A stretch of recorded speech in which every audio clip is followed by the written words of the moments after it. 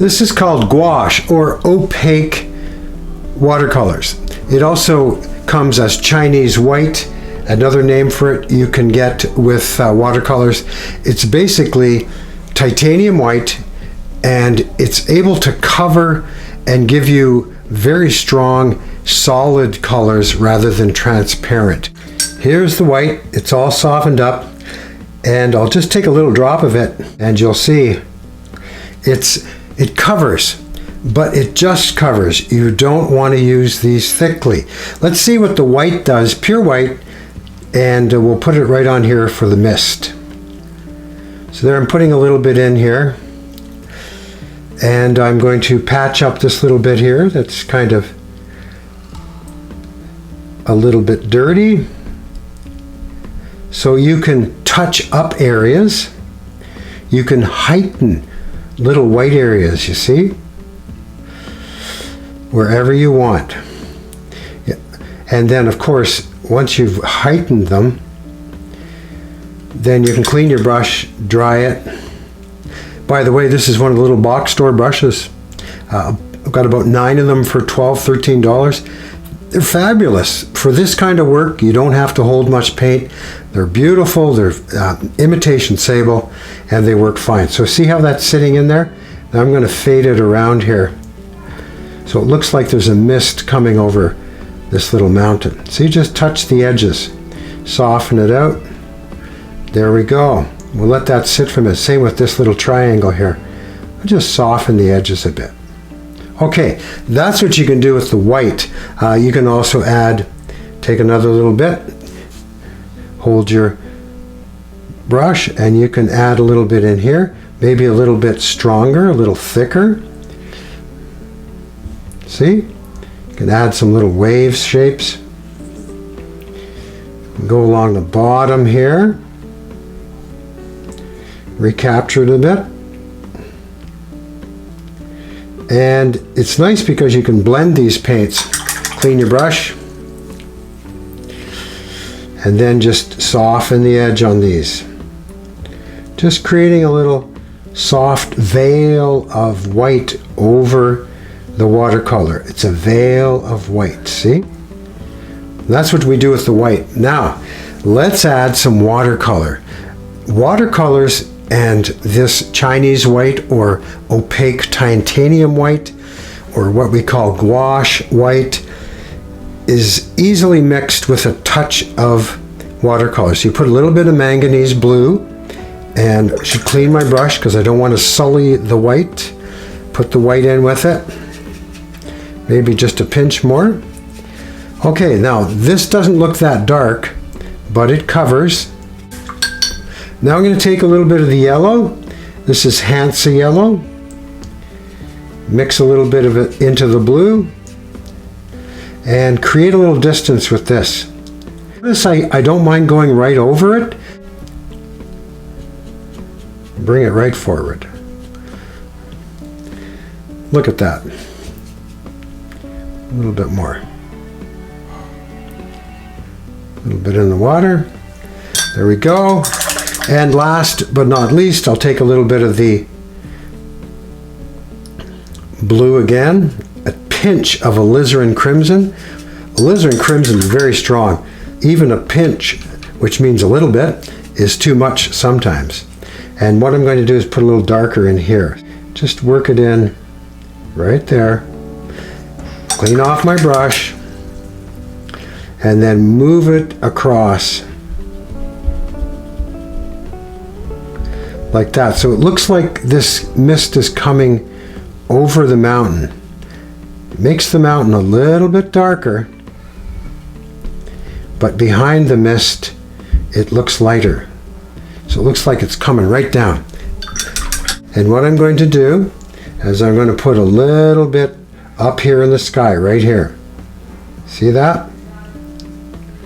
And then I'm going to work it down, clean my brush off. Once I have a little section on, then I just fan it out a bit, bring it right down where I want the sky to be. And one more little bit over here. And that darkens the sky enough. And it makes the clouds set out a bit. Perfect. Now I'll take a little bit here and I'll put it on this mountain. Isn't that a lovely blue? See how it's bringing it forward? I'm going to put a little bit right in here.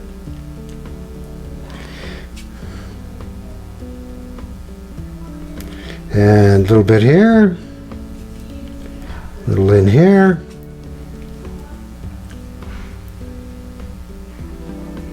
There.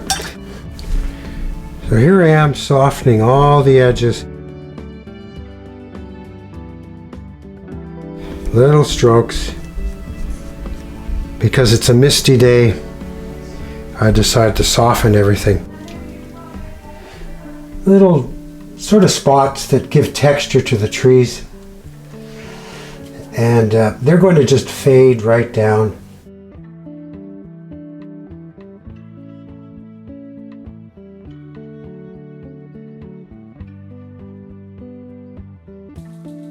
Here, look at this little brush. I can actually put little waves into the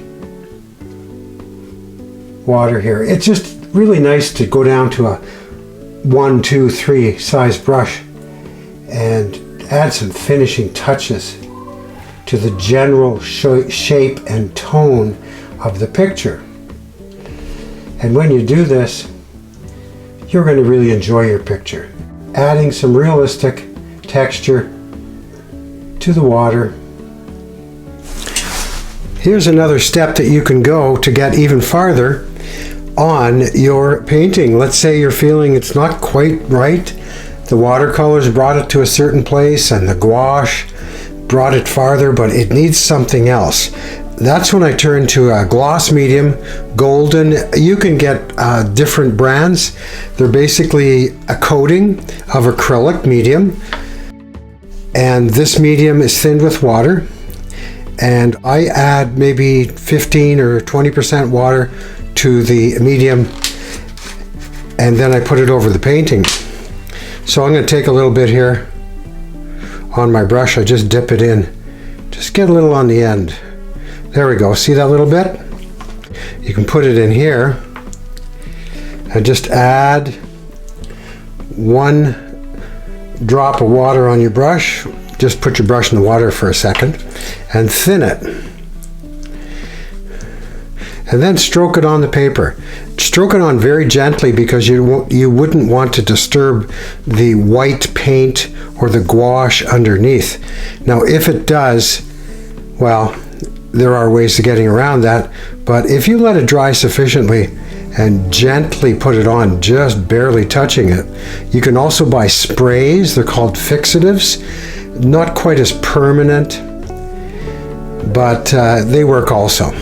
So you see, I just very, very gently glide the brush over the picture, and now we have a finish on it. I'll hold it up. You can probably see it's a little shiny.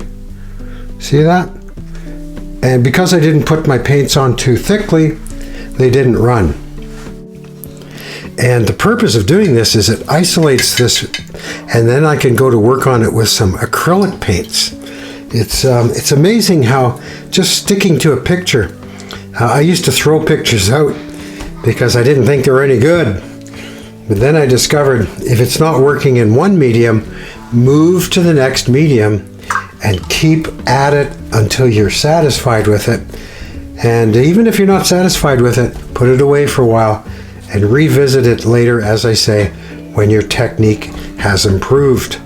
The myth that we are getting rid of here is, oh, it didn't work out, I'll start over. Don't do that.